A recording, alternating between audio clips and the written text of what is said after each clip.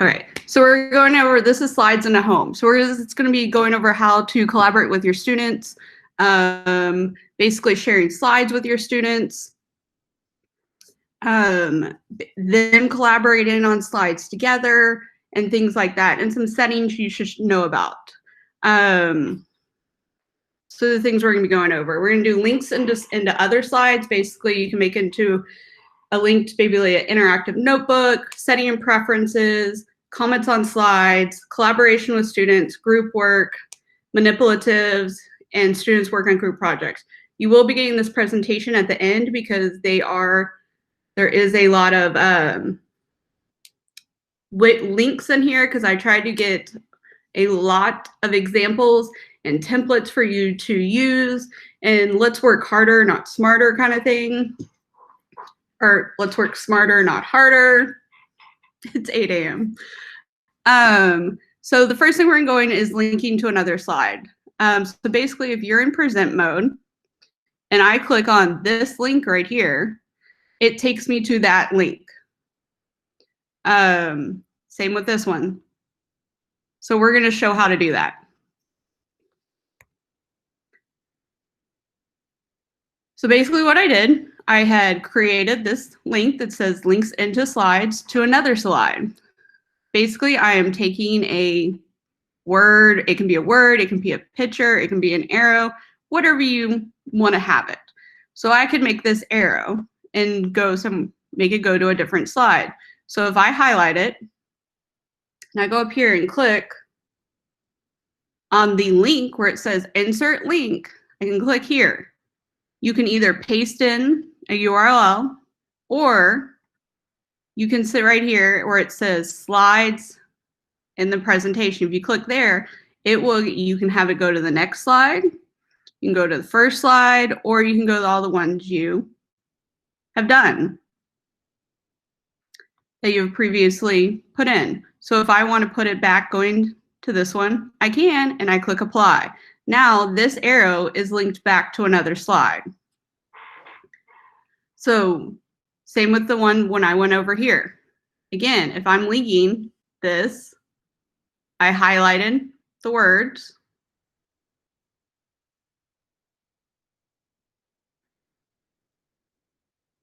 And I clicked, and I can click right here and link. So I'm just showing you two different ways. And I can click link.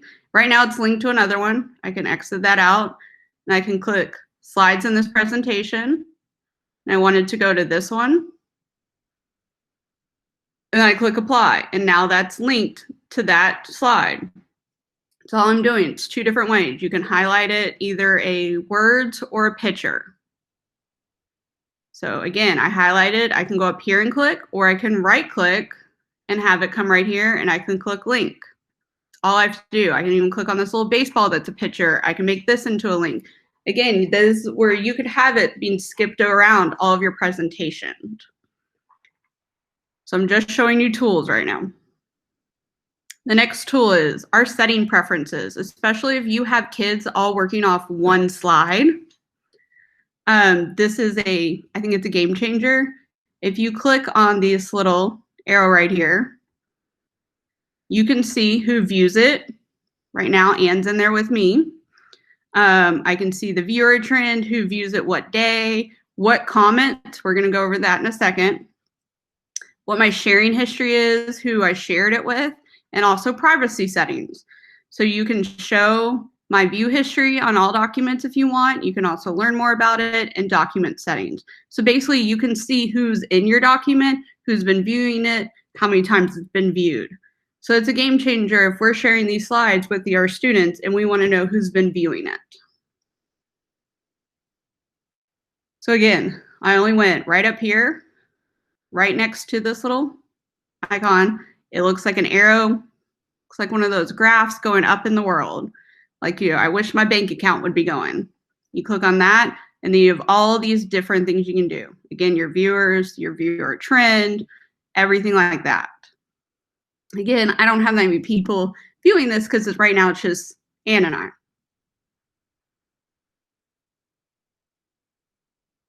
This next one, I think is very big for us as teachers. I'm gonna zoom this in a little. So this is commenting on your slides. You can either comment on your slide or you can comment on the whole entire presentation. So when we're doing this,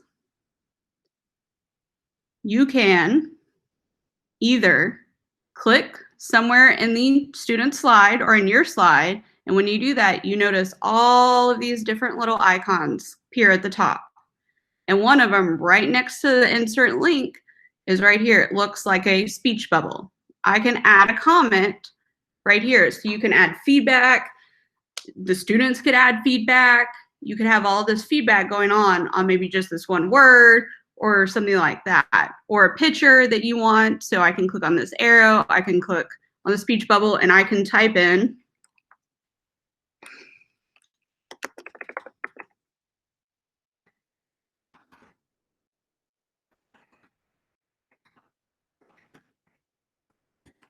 arrow needs to be placed somewhere else, and I just click comment.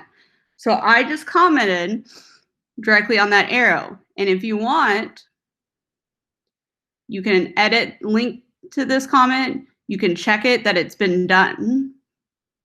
I just checked it and it's been completed after I moved it. Again, you can click on another picture.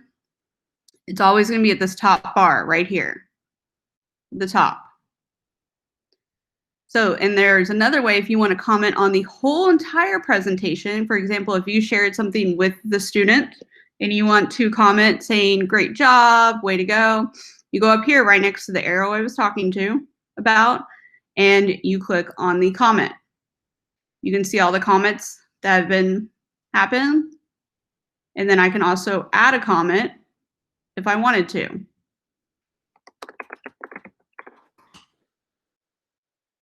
I also can link people to it.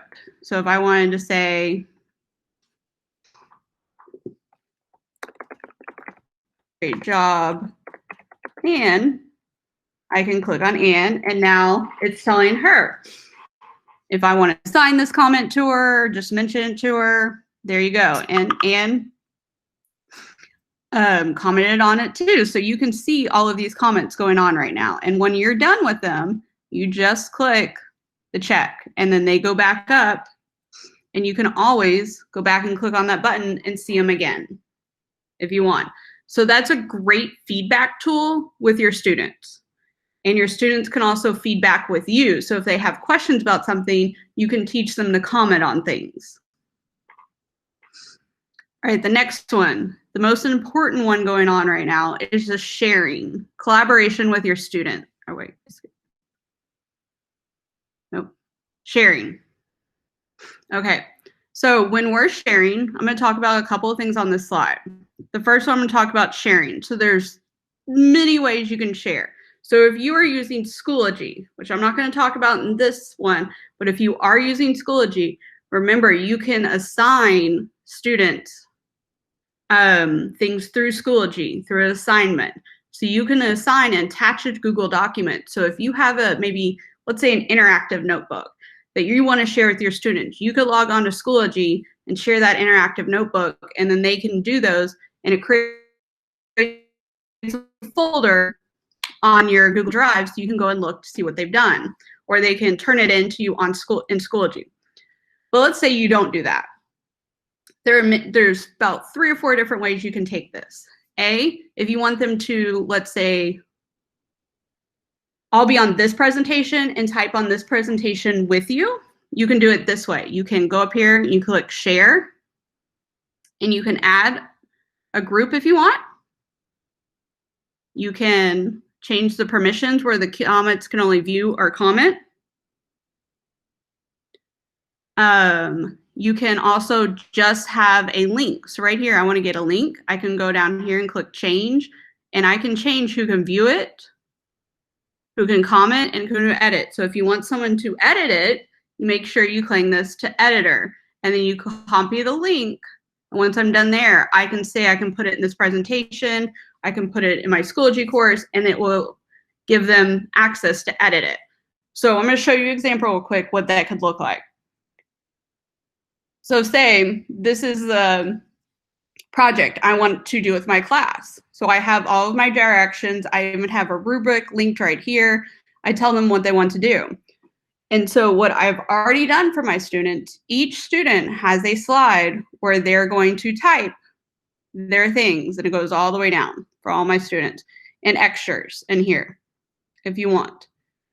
So they can refer back to this first slide and they can know what they want to do, and then they can go pick on their slide, and where it says summary, they can start typing in their different stuff that they got from the first slide. That is one way you can do it.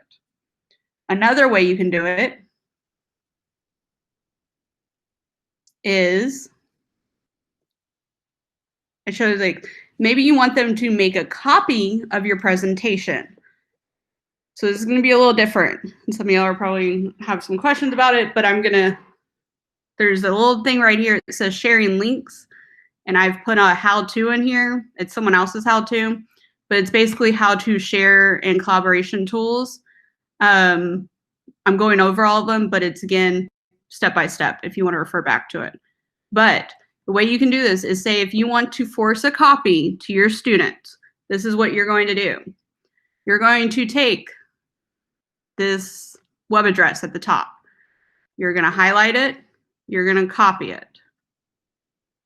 You can click, I right-clicked, I clicked copy. You can go and put it in another address, and I just clicked paste. And I'm going to take off this part, and I'm just going to type in copy. So notice I took everything off at the end, and I click copy. Once I do that, it will now make the students force a copy. It's that easy. Again, if you don't remember this later on, you can go back and watch this video and go step by step. And all you do is you can copy. Once I've had this, I know it's going to make a copy. I can, again, copy this web address and then go put it in my presentation where this is my group 1. I want to make sure it's forcing a copy to all these kids. So I go in here, I click link, I click paste, and see, notice it says copy at the end, I click apply. So now whenever the kids see their group and they go click that link, it will force them to make a copy of the presentation. So that's third way we can share and collaborate. The fourth way, is the last way that I could think of, so these are my opinions, is that you can already make the presentations for them and you can just assign it to them. So basically, say this is my presentation right here. I have these choice boards and I want to assign it. I can go up to share and I can type in the kids' names, and I can restrict it to only that group of kids. So if I want to do it just to Anne and Kimberly, because that's the only people I want in my group, and I can tell them this is your group project, please share together. I can give instruction, and I can click, work together. And I click send, it's only sending to those 2. And I can also, again, have the link in there where they can click it like I had where they're making a copy, where it's their presentation, but again, linked back here.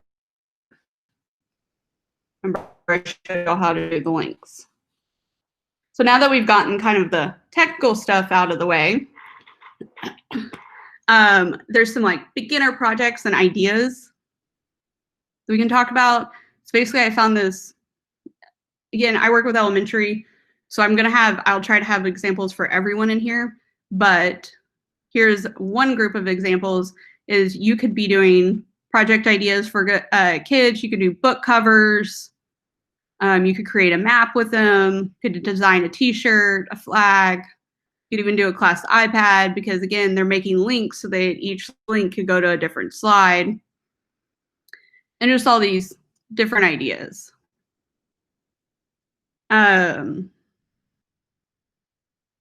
Another one I thought was very good was describing mystery items. So they have to use their 5 senses. So you're giving them basically different slides is like what it looks like, color, shapes, and they have to figure out what it is. You can do scripts. My favorite that I've seen a lot of are making ebooks and slides and having the kids collaborate to make those so they can put in pictures and stuff like that. So again, if you want to learn how to do all those pictures, please go back to the basic Google. You can create games. You could build a business. And all this is collaborating with the students. And All About Me, which I have another one about there later. All these different great ideas where the kids are collaborating together to create a project, an end goal, and they can do it all online because basically we're sharing it and they can edit it together. So with that being said, and they are being edited together, some things that we should account for are maybe assigning the roles and talking to our students about the different roles when they are doing group projects, like having a group leader, the one who's creating maybe the project to start off with. So one person isn't doing all of that, because I know we've all done group projects together. We all know how we feel sometimes about this. But basically assigning a group project to something, assigning roles, because I mean, we do it in class too when they are there. So when I was a teacher, we assigned different roles to the kids when we were doing projects. It could be different things. And you just have to, basically we're gonna have to test and trials to figure out which ones work and what roles work with our kids. Some other ideas, I said creating a book. Choose your own adventure, I saw was a big one. Basically, they could do slides and basically creating their own adventure. So when you click on an object, just like I was showing you, that is a link, it goes to certain slides on what they choose. So basically, they're creating their own storyline. Infographics, print-rich research, maps, things like that. And I left a comma because obviously it's going to be added on to as we learn new things. One of the biggest things I think that should always be standard are rubrics, because they need clear guidelines and expectations of what you expect of them and what the end outcome should be. So when I was back over here, in this one that someone created, I have my rubric, and so I click here, I click on it, and here are rubrics for what there should be. It gives the checklist of everything that should be. And some rubrics are different, and I have included some in here so we can go over those. But I think every time our kids need to have those expectations. I've inputted some templates in here. So again, you're not creating your own. And where I got most of these from is this most amazing guy. Ditch the textbook, but basically he's linked a bunch of activities and already created templates that we can use. These are all linked in my presentation. They're all right here. I'm just going to go over a couple of them that I thought were good, especially if you're starting off doing the group projects or you want to make your Google Slides interactive, things like that. So like they have a virtual walking tour. You can do different book reviews, digital presentations, and he has all these examples and how you can learn more about them right in his website. One of my favorite things too is he already has templates created for, say, if I want to start a timeline. Again, see I'm making a copy. The internet must be a little slow. Here's a template of a timeline that I can edit, since it's now mine, and help it, I can set it up where the kids can edit this too into something. It could be any kind of timeline about me, social studies, science, things like that you want to put in a timeline. Venn diagram, he has cause effect in here, wishbone, all these amazing different templates are ready to go. Same with the sequencing template.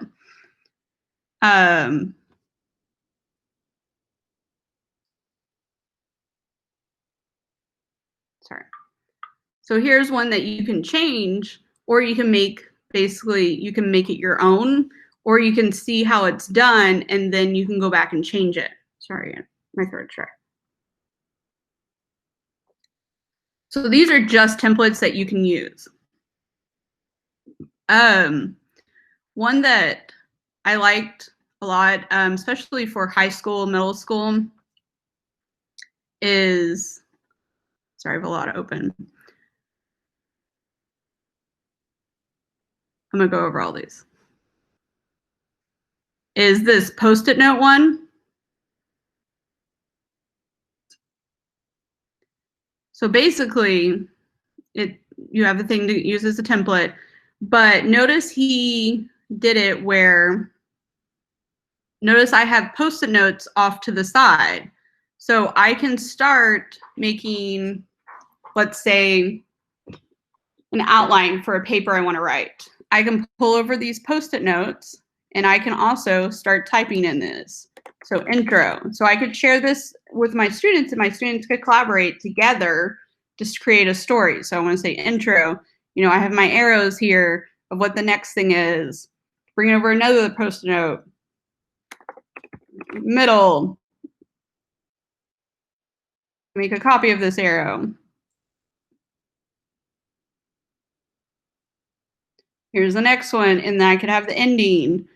There's so many things you can do with Post-it notes. I know we use them a lot in our classroom, so you could do something where you were outlining as a group. We could be creating a story as a class. We could be doing, maybe sharing ideas if you want to start a science experiment. You can make this into a Venn diagram. You can add text to it and say, what do you know? What did you learn? And you can refer back to these by just using these Post-it notes. And each slide, if you notice, has these Post-it notes on the sides that you can drag into the slide, but you can't see them over here.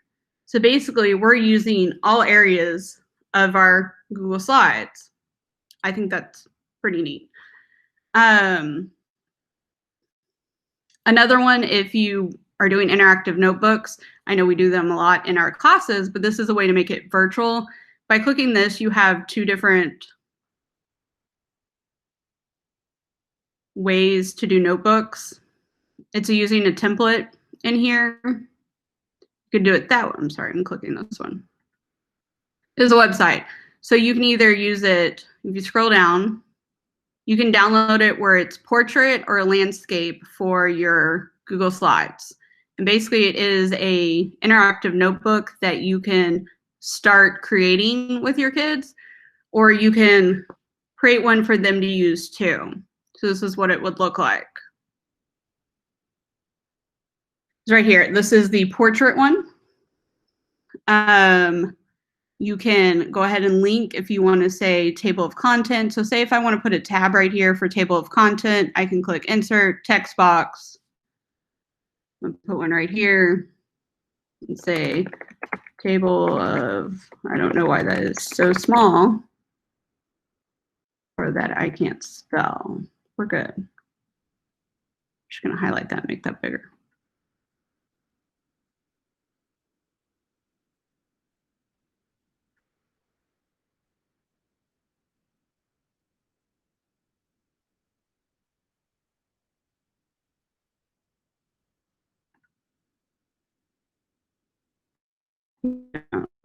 Small, but anyways, so basically I can make this into a tab. I can turn it if I want, and I can put it right here, but I want to make it into a colored tab. So remember, all of our nice little icons, our link and our comments are up here.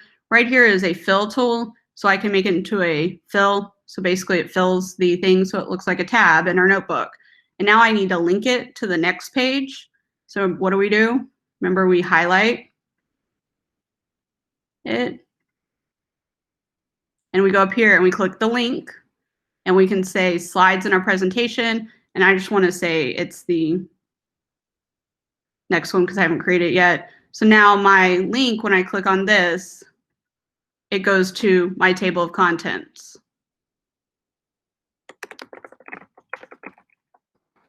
And same with all the stuff in the table of contents. We can have the different links going to the different chapters we want to use. I like this because if you notice, the paper does not move in the background. Y'all notice that?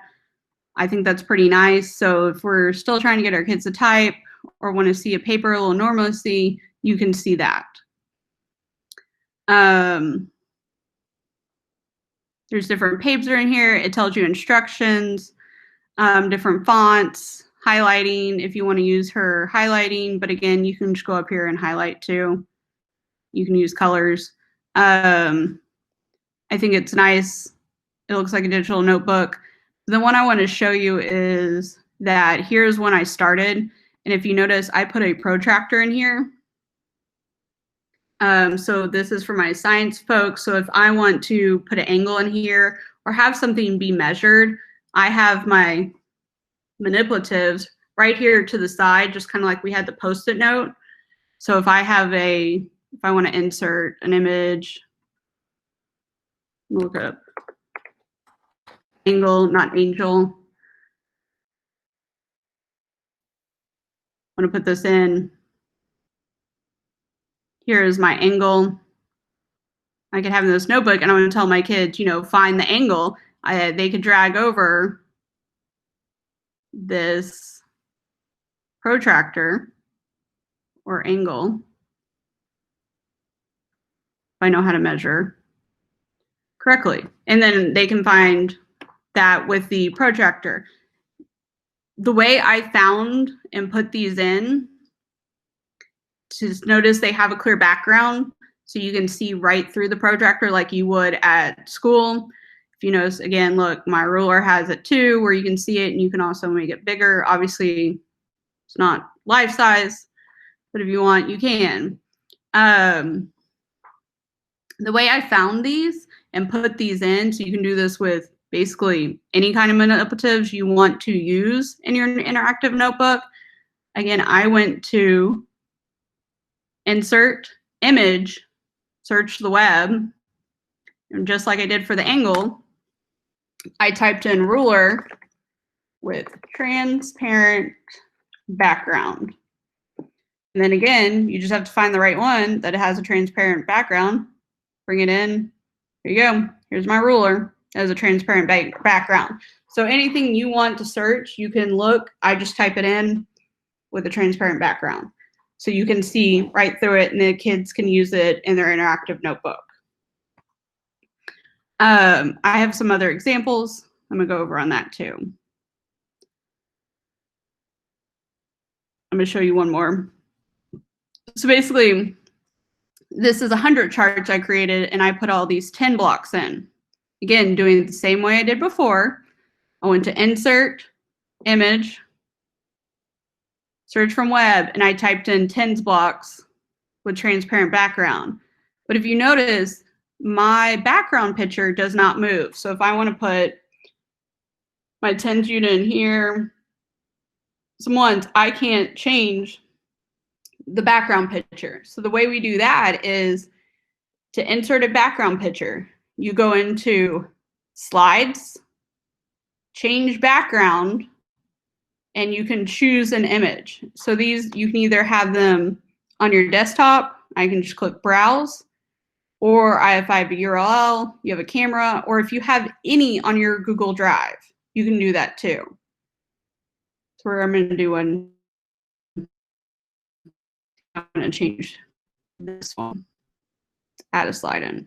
Basically, I want to change my background. I went to slide, change background, choose image. So I'm going to get one off my desktop. I'm going to go with this one.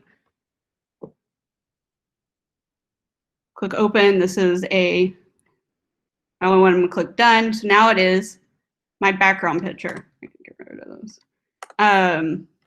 And so now I have a hundreds chart on here. And say I want to have the students fill in the numbers. So I would go up here and click on the text box. It's a T. And I could put in right here. I just make a small little box, and I can fill it and make it yellow, and I can say enter number here. Notice it's kind of small, so I can just leave it yellow so they know. And you can put directions up here in a text box.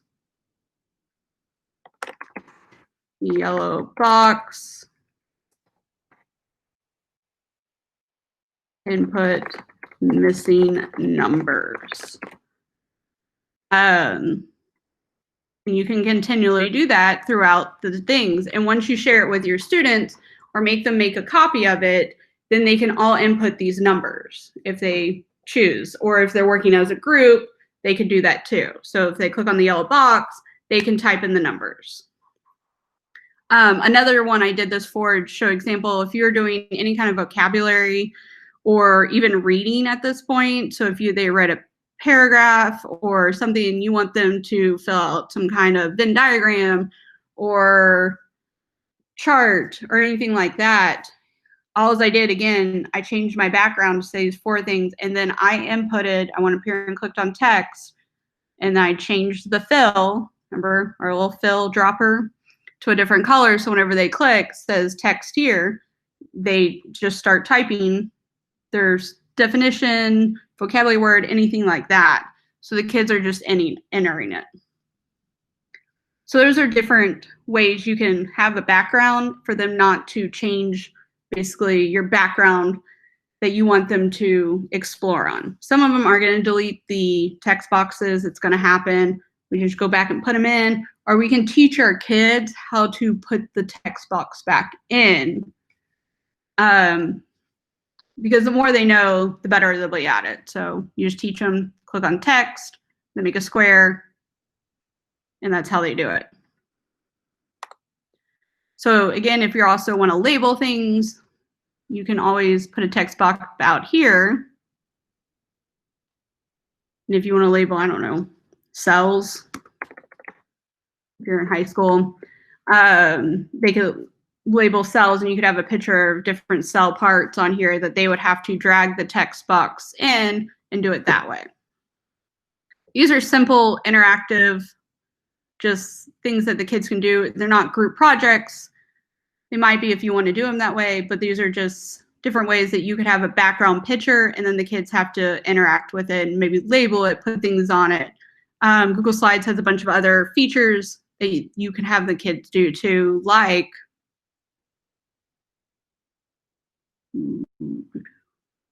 if you click on insert, they have shapes, they also have tables, and the best thing is they have charts too. So if you want them to do any kind of charts, you can do that. And they also have diagrams. So if you click on diagram, you can pick a diagram you want your kids to do. So if I want them to do a timeline, here's a timeline that I can have. If I want to have 4 dates, 5 dates, I can do it here. I can, if I want this one, let's go with this one. I can insert it, and I can change it to the way they should see it, the way I want them to fill it out. So you could have all these great other features in here that are right on Google Slides. I know this is a lot of information. This is directions on here. So if you got lost for my background and how to make a background permanent. So again, remember this tens block table, I can't move it. But if you go up here, I can move my baseball background. That's because I did not make it a background picture. I did this to show as an example, but you can change it that way. Okay. Going back up here.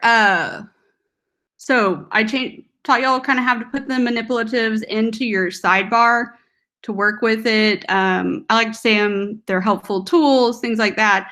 I did go find a bunch of virtual manipulatives in here too, just to have some add-ons. If you want your kids maybe to be counting ones, things like this. This toy theater, I think, was one of my favorites because it goes over math, reading, art, music. I'm sorry, it is little kids. It goes up to 8th grade.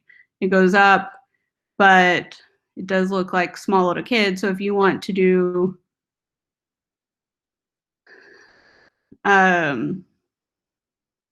alphabet tiles, you can click on here and they have alphabet tiles. Again, you can recreate this in slides, but again, it's also right here that you could have linked for your students to put in. There's some math ones in here if you want to use those. These are just tools, not replacements for your amazing lessons that you're creating, but they can be tools that you could have linked in your lesson, in your slides to help them out. I went over background images. using all the space in your slides. Last thing is student work on projects, and they worked virtually together. One of the things when I was exploring this was, change words, was this classroom. Put it down here too. Is a classroom escape. If you've never been to an escape room, so basically they're a lot of fun. Remember, you have to work as a team. So basically your students could work as a team to escape classrooms. So on here is different examples of classroom escape rooms, and they're all digital, so they don't have to be in person to do it. So they're fun, they're active, they're basically giving hints on how they have to solve different math problems, reading, looking for research, going to different sites. And again, they've created a couple in here for problem solving, pin code, all these different amazing things that you can use with your kids to create these.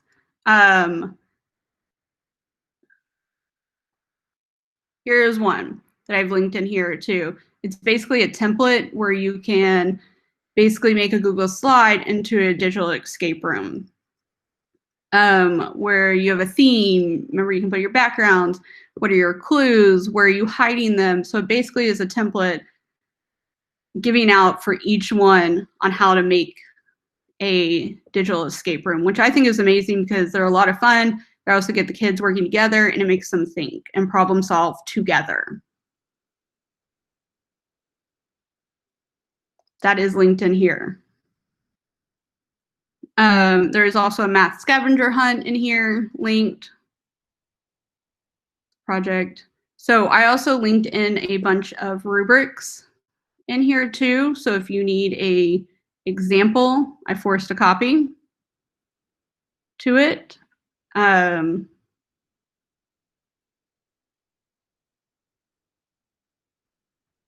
So here is basically it's about landform projects. So it's how they're doing it on Google Slides, but it gives you kind of a overview of what a rubric should look like. And I mean, you can make a copy of this and change it how you want it to be and what the kids see. I mean, if you want to make it harder for the high school kids and make it easier for the younger kids, you're choosing what you want to do with the rubric. I'm just trying to give y'all examples of how they can be on here.